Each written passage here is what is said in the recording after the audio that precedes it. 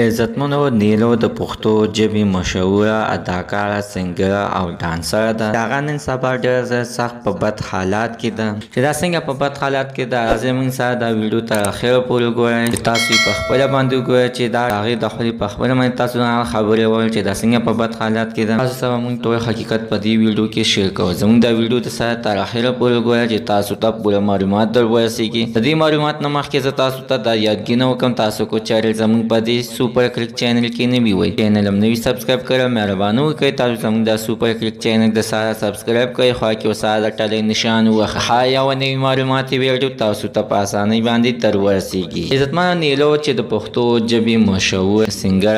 سنګره اداکاره او ډانسره ده چې پیله به د دې نه مخکې ډېر ډانسونه کول چې مور او پلار ورته وویلې چې د ډانسونو کار پرېږده نو د هغې نه بعد بیا دې اواز شروع کړو یعنې ګانې ویلې. خو عزتمنو د دې ډېره مجبورتیا دغه وه چې بل څوک یې د ګټې نه و او دای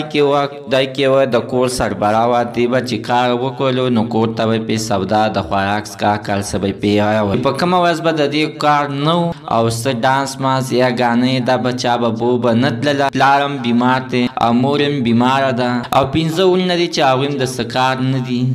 یعنی ماشومان دی ټول کور نیلو ته پروت دی ټول کور نیلو سات هغې بیا دغه شانتې په سوشل میډیا باندې خپل فریاد مخې ته کېښودلو او ویې ویلې چې زه چې دا کوم کارونه کوم زه ډېر سخت د مجبورۍ نه کوم. عزتمنو زموږ د دې ویډیو مقصد دی چې تاسو چې په دې ودونو په دغه کې چې د ډانسونو واله ګورئ او ستاسو په مخونو باندې خندا راولي نو عزتمنو چې د دوی د زړه د حال نه چې خبر شي نو زړه به دې بیا هم نه غواړي چې زه دوی ته کښېنم او یا زه په دوی باندې پیسې وشیندم. هېڅوک هم عزتمنو د خوشحالۍ یا د مستۍ نه داسې کارونه نه کوي. د دې شاته حتما څه خفګان مخې ته وي یا به کور کې رزق نه وي یا به په کور کې بیماري وي او یا به د کور کې بل کس د ګټې وټې باندې نه وي. الله تعالی دې په موږ ټولو باندې رحم وکړي چې د داسې خلکو خیال وساتو. زموږ د سره عزتمنو نننۍ معلومات تر دې ځای پورې د نوي معلومات دپاره د سره زموږ د سوپر کلیک چینل د سره سبسکرایب کړئ خوا کې وساره د ټلۍ نشان ووهئ چې هر یوه نوي معلوماتي ویډیو تاسو ته په اسانۍ باندې تر ورسېږي.